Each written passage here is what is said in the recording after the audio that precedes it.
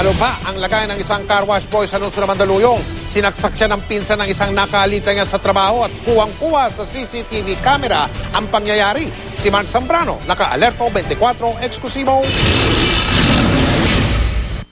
Sa CCTV footage na ito, huling-huli ang pananapak at pananaksak sa 22 anyos na car wash boy na si Marcelino Arroyo sa pinagtatrabaho nito sa Barangka Drive, Mandaluyong City noong February 25.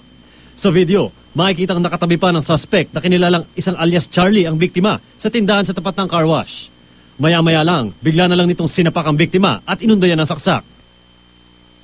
Kasalukuyang nasa ICU ng isang ospital ang biktima. Ayon sa kanyang ina, simpleng alitan lang sa trabaho ang pinagmulan ng krimen. Pinsan daw kasi ng suspect ang nakaalitan ng biktima sa trabaho.